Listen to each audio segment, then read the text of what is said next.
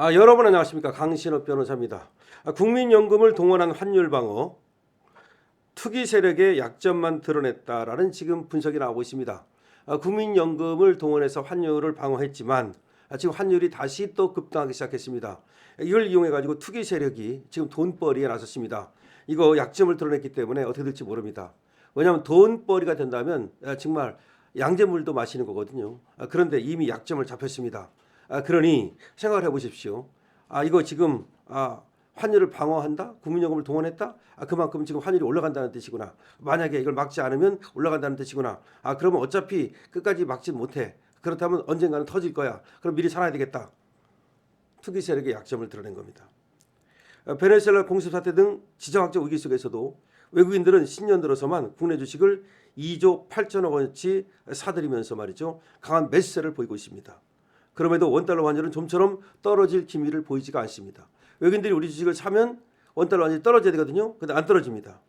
지난해 11월 환율이 1,480원을 넘어서자 정부는 국민연금과 애완스와프 확대 등 강력한 시장 안정 대책을 내놓았습니다.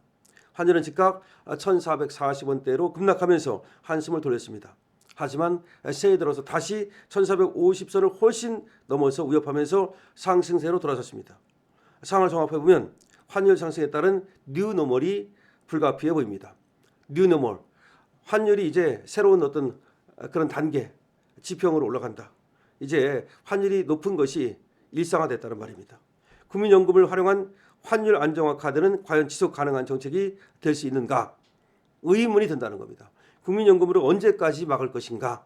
언제까지 막지 못하거든요. 전문가들은 현재의 환율 상황을 단순한 일시적 변동이 아닌 한국 경제의 구조적 변화에 따른 변화의 시작이라고 진단합니다. 한국투자증권 한 연구원은 지난해 12월 22일 정부 대책으로 단기적인 상승 심리는 진정됐지만 구조적인 상방 압력이 여전해서 이미 높아진 환율 상단에 시장이 더 쉽게 더 자주 접근할 것이라면서 과도한 수급 쏠림이 완화되는 상반기엔 유의미한 환율 하락이 예상되나 하반기 갈수록 다시 환율이 반등할 가능성이 높다라고 얘기를 하고 있습니다. 그러니까 환율이 상반기에는 어떻게 막아볼지 모르지만 하반기로 갈수록 환율이 치솟을 가능성이 있다는 얘기입니다. 한미 양국의 경제 펜더멘털 역전도 환율 변동성을 키우는 요인이 됩니다. 지난 1월 8일 국제금융센터와 주요 투자은행 8곳에 따르면 올해 미국의 실질 GDP 성장률 전망치는 2.3%입니다.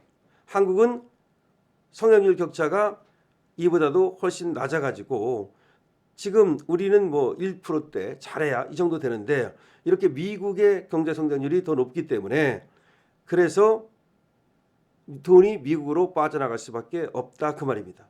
그 다음에 금리도 미국이 높기 때문에 우리보다 미국 쪽으로 돈이 빠져나갈 가능성이 많다는 겁니다. 우리 들어오는 것보다 나가는 돈이. 금리도 미국은 거의 3.8% 정도 됩니다. 근데 우리는 금리가 지금 2%대니까 그러니까 성장률도 미국이 높고 금리도 미국이 높다는 거. 그게 이제 상당히 돈이 빠져나갈 수 있는 그런 어떤 이유가 된다.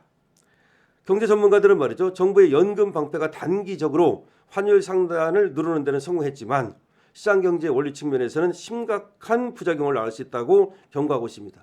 심각한 부작용. 정책 의도가 시장에 너무 투명하게 읽히면서 시장의 자정작용을 저해하고 오히려 특정 세력에게 공격의 빌미를 제공하는 그런 상황이 올 수 있다는 겁니다. 그러니까 읽혔다는 거지. 읽혔다. 들켰다는 거지.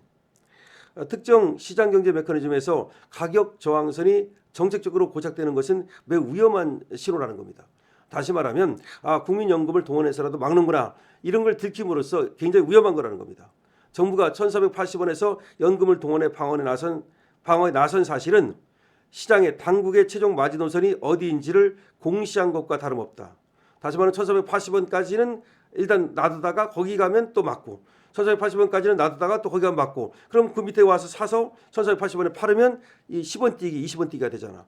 근데 생각을 해보세요. 조금 사는 사람은 10원이 아무것도 아니지만 이걸 갖다 많이 사는 사람은 10원 뛰기 20원 뛰기 하면 어마어마한 돈을 벌 수 있는 거지. 그게 들켰다는 거지. 그러니까 당국이 1,500원을 넘게 하지 않으려고 1,480원대에서 개입을 했단 말이야. 그럼 이게 내려온단 말이야. 1,430원으로 내려와. 그럼 여기서 왕창 사나. 그럼 1,480원 가. 그럼 거기서 팔아. 이게 들켰다는 얘기예요. 그래서 투기 세력이, 여기서 투기 세력은 한국 사람만을 말하는 게 아니에요. 전 세계 투기 세력이 이거를 이용할 가능성이 있다는 걸 얘기하는 겁니다. 이거 잘 들어야 돼. 우리 환율 당국 말이죠. 그래서 이걸 가지고 도박을 할 거라는 거지. 그래서 투기 세력이 도박에 나설 가능성이 있다. 그러면 결국 연금을 이용해 가지고서 이 환율을 막다 보면 연금만 고갈된다는 거지. 그럼 누구 아가리에다가 우리 연금을 집어넣어? 투기 세력에게. 이 얘기야 지금. 1,480원 위로 가면 정부가 막아줄 것이라는 안전판이 생기면서 이제 투기 세력은 자신 있게 배팅에 나설 수 있다는 거야. 이 얘기를 잘 들어야 되는 겁니다. 그런데 만약에 계속해서 그러면 국민연금을 써가지고 이걸 막을 거냐? 그럼 나중에는 못 막을 거 아니야. 투기 세력한테 계속해서 아가리에 돈을 넣어주니까. 그럼 못 막으면 어떻게 해? 그럼 난리 나잖아, 한마디로 말하면. 그래서 이게 국민연금을 계속 쓰면 노후 자금에 신뢰 문제가 생길 수 있기 때문에 국민연금을 계속 쓸 수 있는 것도 아니고, 그런데 또 안 쓸 수도 없고 하나의 딜레마가 될 수 있다는 것을 지금 경고하는 거야. 그래서 국민연금으로 막으려고 하지 말고 다른 방법으로 막아야 된다는 거야. 그럼 다른 방법을 어떻게 해야 되느냐? 뭐 금리 문제라든가 경제 성장률 문제라든가. 근데 경제 성장률은 마음대로 할 수가 없잖아.